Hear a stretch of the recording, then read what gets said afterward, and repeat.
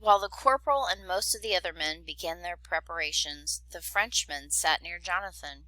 He had a bandage around his head that was stained with dark blood. Another man stood nearby and looked on. "You feel poor, I think," said the Frenchman. He spoke only a little above a whisper. "Don't take it so hard," said the other man. "You did all right."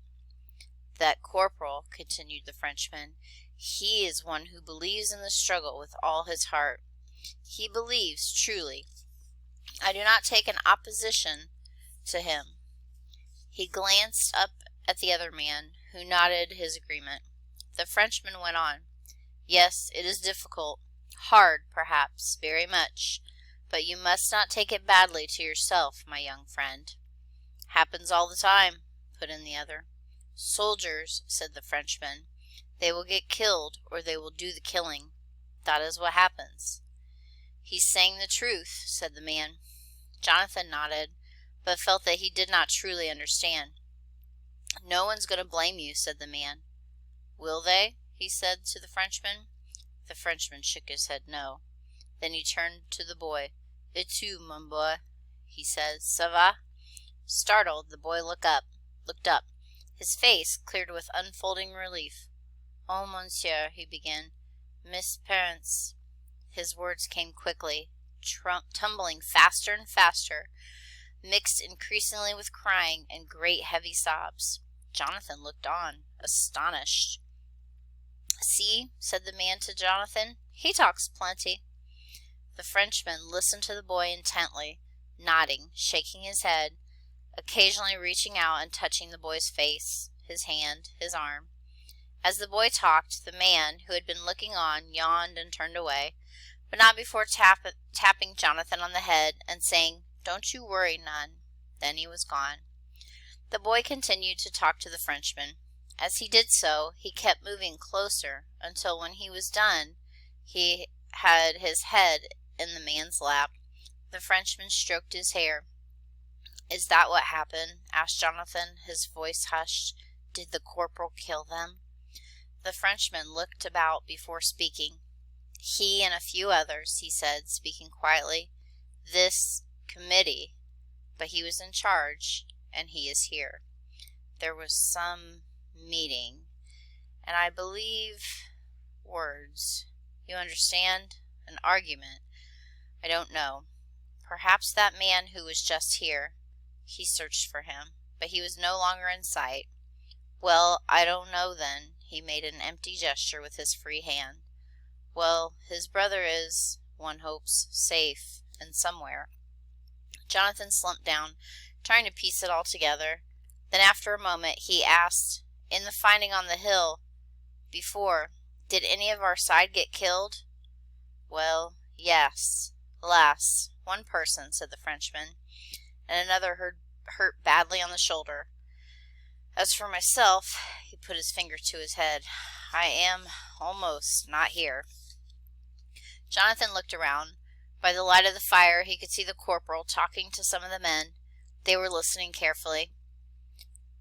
From time to time they looked over in his direction. He realized that the man who had gotten killed was his father's friend, and at once he remembered him in the battle, his falling to the ground, the blood upon his blouse. That in turn reminded him of the boy's parents. He had found them on the ground. Whose side, he asked himself, was he on? Then into his mind floated the hints made about the corporal at the tavern and during the march. "Do people trust him?" asked the Frenchman. "Who is that?" "The corporal." The Frenchman sighed, swiveled around to look across the camp, then turned to consider Jonathan. He shook his head. "Perhaps you should ask them. It's not a matter of the liking, no.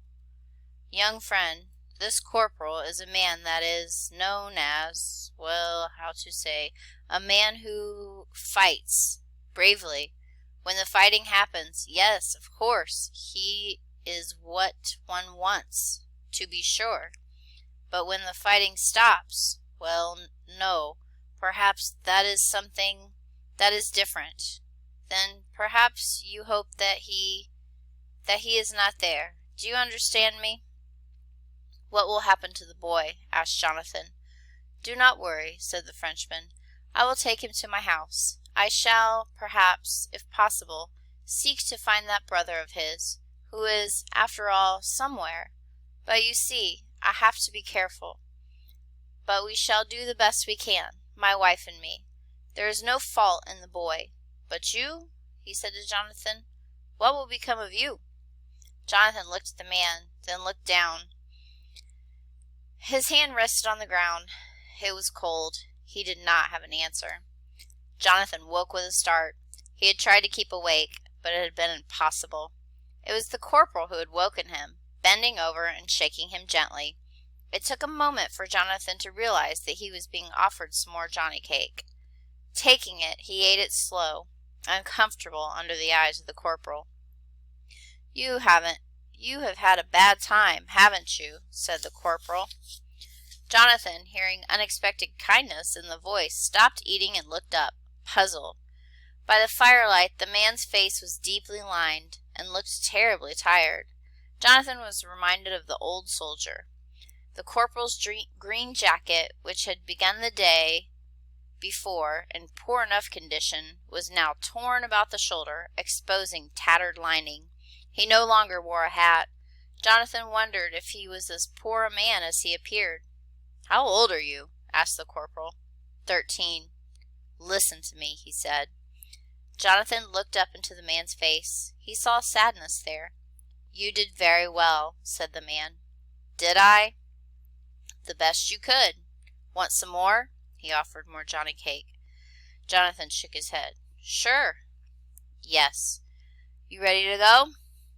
Jonathan dropped his gaze to the ground. "Are you?" Jonathan, without looking up, shook his head. He whispered, "I don't want to." "You must." "Why?" "Soldiers do what they're told to do," said the corporal. His voice was almost soothing. "And you're a soldier. You're needed." "What for?" "You'll see." The corporal held out his hand. After a moment's hesitation, Jonathan took it, surprised at its hardness. He stood up and looked about. Most of the men were gathered in a group. "Where's the boy?" asked Jonathan, suddenly feeling the absence of the child, who was no longer by his side. "The Frenchman took care of him. They're gone." "I want to go too." The corporal shook his head. "Please." Jonathan wanted to look at the corporal, but found he could not. He looked instead into the near distance, at the knot of men. One of them had a torch. It was the one who had spoken with him and the Frenchman before he slept. All the others had muskets. They were waiting. The corporal reached out, took Jonathan's arm, and eased him forward. "It's time to see this through," he said in a lifeless tone. 5 o'clock. The corporal carried a musket in his right hand, while his left rested on Jonathan's shoulder. His torch was light, and there were moments when Jonathan wasn't even sure if it was there. Still, he sensed that if at any moment he should try to flee, the hand would instantly hold him fast. Right behind them came the man with the torch. It was the only light they carried, and its flame was small, just enough for them to find their way. Jonathan felt as if he was walking deep into a cave. They went quietly and quickly, the corporal setting a steady pace. The only sounds were their muffled steps, crackling twigs, rustling leaves. They reached the road. Overhead the moon was bright. In the open sky there were few stars. The corporal insisted that they move with haste, lest the Hessians be gone. He wanted to arrive just at dawn. "But make sure your guns are ready now," he commanded.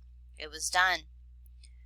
"We going to hold them for ransom or exchange?" asked one of the men as they went. "We'll see," the corporal replied. "Too bad none of us speak German," said another. "What for?" came the retort. "Nothing to talk about." "No more chatter," said the corporal sharply, "and stay together." He took the lead, with Jonathan held close. 5:30. The corporal held up his hand and stopped. The men crowded around. "It's in there," said the corporal, speaking softly. "You sure?" "No question." "How far?" "A few hundred yards along the path, and we'll reach their fields. No more than that. What's it like in there? For the first time, Jonathan felt the hand on his shoulder tighten. Tell him, the corporal said. It's a small house, Jonathan stammered. Louder. A small house. Back door? Jonathan hesitated. Tell them, the corporal said. No, said Jonathan. And they're just sleeping in there. Yes, sir. Ducks in a pond. The corporal gave Jonathan a slight push. This way, he said. 5:35. The path they followed led them easily through the woods, taking them directly to the fence. There they stopped and looked across the field. The house stood in silhouette, small but distant. The paper window let out a faint orange glow.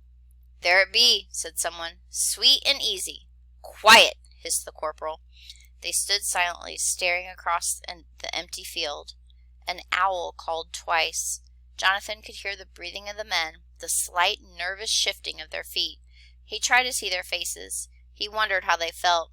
Was he wondered, the only one who didn't want to be there? He looked at the sky. A faint gray haze hung in the east. We only need to cover the front door, said the corporal softly. The boy says there's no other way out. That's my memory, too. What we'll do is this. Move across the field in a line. Keep your muskets ready, aiming at that door. They just might be up and ready to fight. Can't we just jump in? Too risky. For all I know, they're getting ready. We don't know what we'll find. The boy can go right to the door, open it, and see what they're doing. He spoke as if Jonathan was not standing there. So if they're up, he continued, they won't suspect anything. Tied him up, didn't they? Put in someone. Yeah, maybe they've already seen he's gone. They're liable to suspect something. He said they got to trusting him, said the corporal. Didn't you? He asked Jonathan.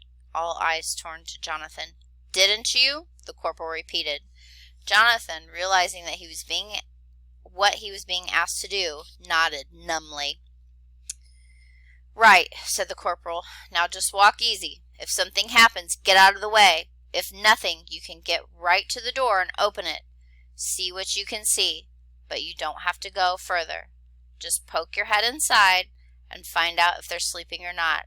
Then get out of the way fast. Fast, agreed an echoing voice. Is that clear? The corporal asked Jonathan. Jonathan closed his eyes. He felt ill. Is it? He nodded. Now, said the corporal briskly, go on, get to it, and be careful, you hear?